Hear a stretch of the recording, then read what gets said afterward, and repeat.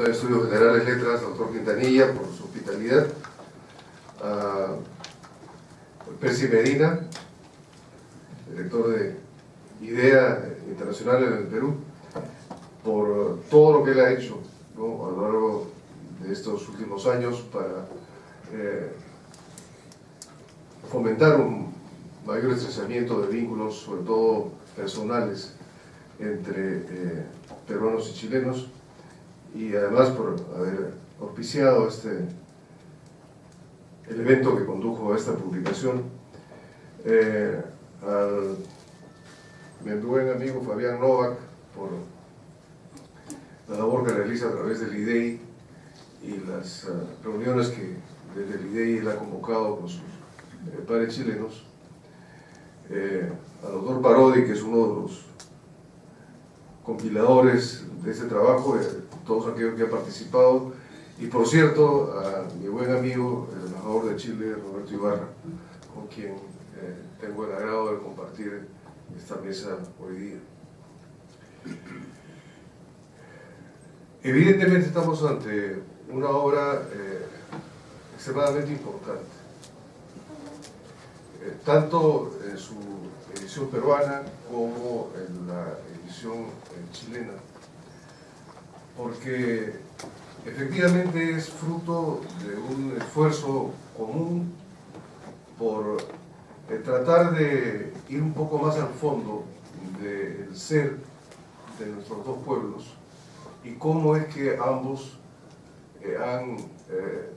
se han relacionado a través de la historia de una manera más profunda, aunque no necesariamente tan, entre comillas, importante como lo señalan las historias oficiales. He leído varios de los artículos que contiene el libro. Confieso que difícilmente hubiera podido digerir 450 páginas de un solo envión, pero sí he leído varios y hemos tenido además el privilegio de recibir 3 exposiciones estupendas esta tarde por sus autores. Y además del importante contenido de los artículos y el mensaje que todos ellos transmiten, yo quisiera dedicarme principalmente a lo que es la introducción del libro hecha por los dos compiladores. Yo lo he encontrado realmente de enorme interés. Sin duda que es fruto del profundo conocimiento que ambos tienen como historiadores de su propia materia profesional y que enmarcan de una manera extraordinaria el contenido de esta publicación, pero que al mismo tiempo, al leer y reflexionar sobre lo que dice esta introducción, me han dado a mí una serie de claves muy interesantes que se relacionan con experiencias que yo he tenido siendo canciller en el trato con Chile o siendo funcionario diplomático a lo largo de mi carrera, y que además se vinculan con hechos más recientes como aquellos vinculados al proceso que hemos tenido entre la Corte Internacional de Justicia en La Haya. Entonces, yo quisiera referirme específicamente a asuntos que la introducción trata, y uno de los conceptos que más me ha llamado la atención en la introducción es la referencia que hacen los autores guión compiladores a la idea borgiana de los espejos velados en la obra de Borges, El Hacedor. Dice, porque la gran mayoría de las imágenes que la historia bilateral ha recogido no son de pueblos hermanos que piensan, sienten y aman. Al contrario, suelen predominar las querellas y los litigios. Las historias nacionales, por su parte, se centran en grandes acontecimientos y a veces, dice Borges, esas historias son transformadas en espectros. Borges nos dice que conoció el horror de una duplicación o multiplicación espectral de la realidad, pero ante los grandes espejos, no así ante los pequeños espejos. Este concepto borgiano que los autores y compiladores traen a colación como marco de referencia para la obra, me parece de enorme importancia, porque de aquí ellos derivan una conclusión, y es que dicen, siguiendo a Borges, el temor es, por una parte, ver una duplicación o multiplicación espectral de la realidad, y por otra, que esas imágenes de los grandes espejos, esas imágenes deformadas, puedan ocupar todo el espacio de la realidad. Aquí yo creo que hay una clave fundamental. Es decir, en la medida en que, según Borges, sean esas grandes historias reflejadas, se llama, en los grandes espejos, las que ocupen toda la realidad o el conocimiento que tenemos de la realidad, evidentemente la dinámica de confrontación y de enfrentamiento va a continuar indefinidamente. Y de ahí la importancia de la labor que Daniel Parodi y su colega chileno y todos los participantes en estas obras han hecho, de recurrir a los pequeños espejos, es decir, aquellos que surgen de la cotidianidad, de la vida real, del día a día de nuestros pueblos. Y son esos pequeños espejos los que realmente nos dan lo que es en esencia el alma, el ser de nuestros pueblos y de la relación entre ellos. Y esto me trajo a colación una experiencia que tuve cuando, siendo canciller la primera vez, habíamos iniciado con Chile negociaciones para culminar la ejecución de los asuntos pendientes del Tratado de 1929, que, como ustedes saben, determinó la permanencia de Tacna en el Perú y de Arica en Chile, pero que además preservó ciertos derechos y servidumbres para el Perú en Arica. Estábamos en ese trabajo y suscribimos un acta en Lima en noviembre de 1985, luego de una reunión, en la cual, a sugerencia de Chile, y sin que tuviera que ver con el tema que estábamos tratando, que era, como digo, la ejecución de los asuntos pendientes del Tratado de 1929, ¿no? Decidimos incluirla al final del texto, y que se tituló Revisión de textos de historia. Y lo voy a leer tal como lo pusimos. Los ministros estuvieron de acuerdo en poner en práctica, en el más corto plazo posible, un procedimiento que permita a sus respectivos países efectuar una revisión de textos de historia a nivel de enseñanza primaria y secundaria, con miras a darles un sentido de paz e integración. Posteriormente, una comisión mixta hará un examen conjunto de dichos textos con el objeto de armonizarlos. Bien, esto constaba en un acta que habíamos firmado, que era un documento de trabajo, estábamos en un proceso, ¿no? Y trascendió y causó realmente un rechazo muy grande de parte de diversas personas aquí en el Perú, diciendo que esto iba a significar, ¿no?, la revisión de la historia, que ya nuestros héroes iban a dejar de hacerlo, que al final habíamos decidido hacer una una historia ficticia de nuestros países, ¿no? Y que esto era algo tremendamente negativo.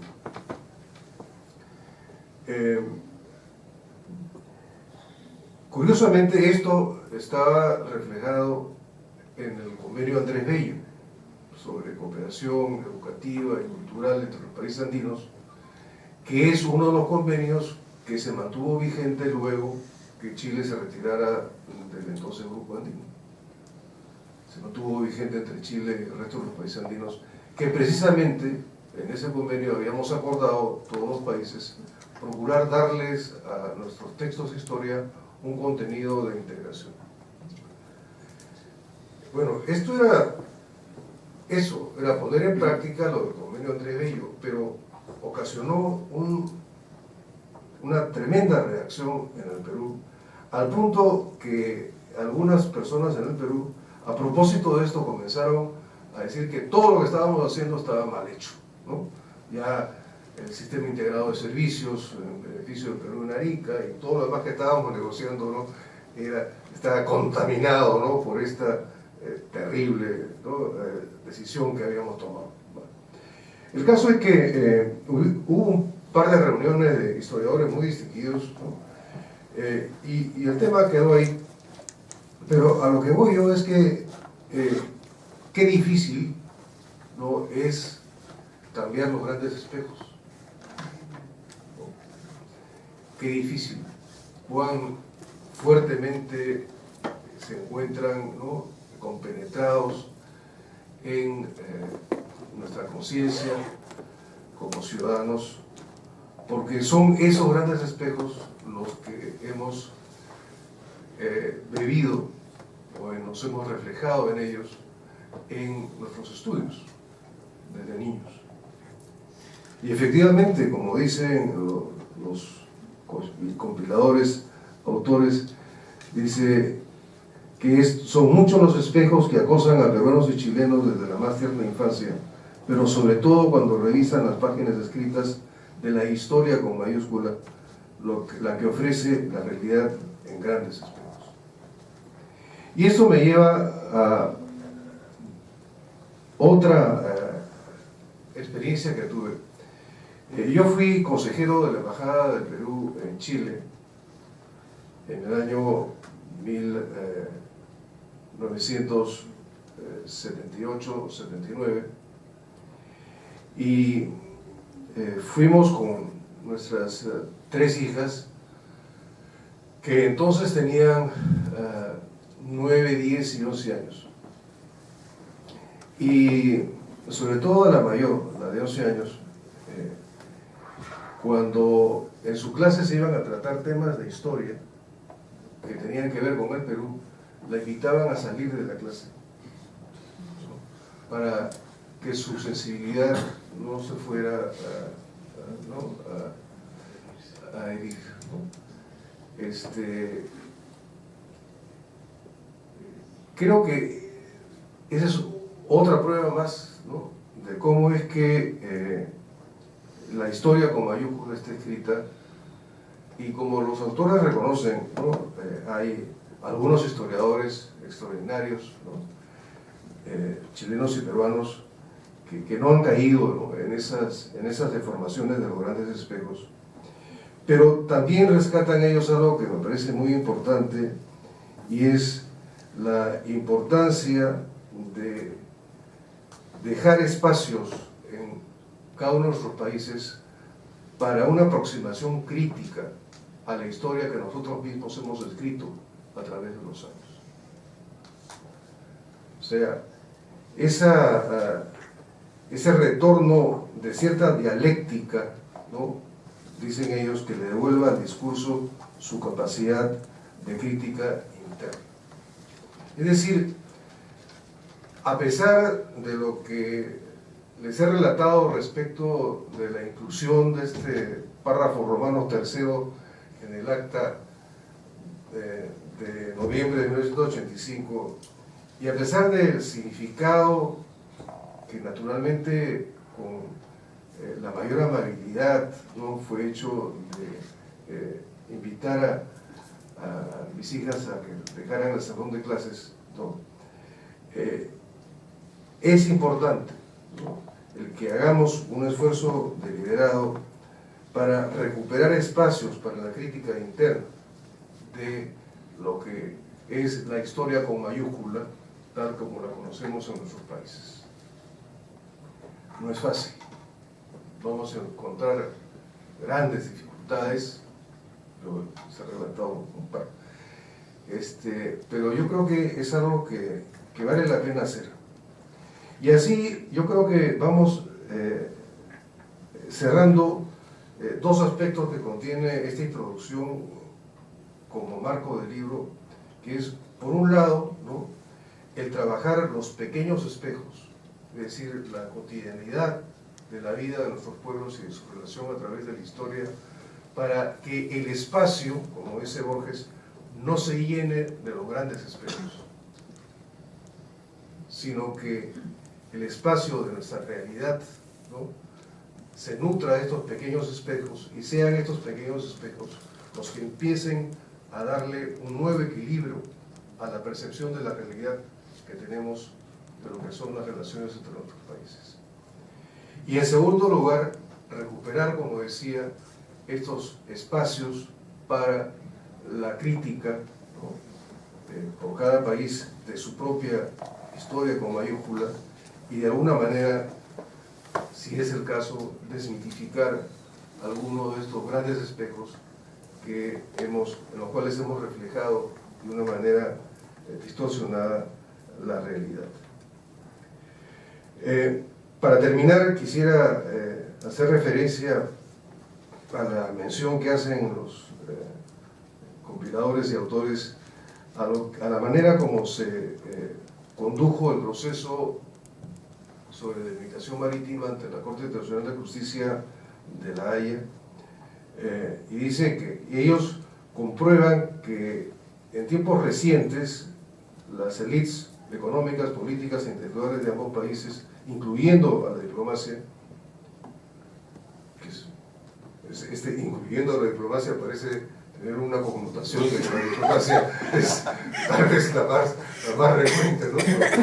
Que no es así, ¿eh? Pero bueno, dice, han ido cambiando en el transcurso del siglo XX y continúan haciendo en el siglo actual. Y a propósito de eso citan la manera como se condujo el proceso ante la Corte de La Haya. Y a propósito de eso yo quisiera citar lo que el agente del Perú, es decir, quien habla, dije en el discurso final, cerrando las intervenciones peruanas en la fase oral. Dije, quisiera transmitir a nuestros oponentes y amigos nuestro agradecimiento por su profesional conducción del caso y por la atmósfera cordial de estas audiencias, lo que corresponde a los sentimientos de amistad entre nuestros dos pueblos. Eso fue correspondido por el agente chileno cuando le tocó hacer el discurso final cerrando la intervención chilena de la fase oral. Y esto fue reconocido luego por el presidente de la Corte como un hecho bastante excepcional, ¿no?, en la historia de la Corte. La manera como se había conducido el proceso y cómo los alegatos, sobre todo los alegatos orales, ¿no?, habían tenido lugar sin recurrir a elementos más allá de la debida sustentación por cada una de las partes de las posiciones de sus países, sin recurrir a elementos que tuvieran otra connotación o que generaran, ¿no?, o expusieran rivalidades de otra naturaleza. Yo creo que esto es algo que también nos debe satisfacer. Eso fue algo realmente importante, y para complementar esto que se hizo en el plano oficial, porque esto fue una decisión que discutimos internamente mucho, ¿no?, cómo es que íbamos a realizar nuestros alegatos orales y si se introducían o no elementos vinculados, por ejemplo, con la Guerra del Pacífico, ¿no?, y la decisión fue que no, fue mi decisión respaldada por el canciller y por el presidente. Tuvo un reflejo de otra naturaleza cuando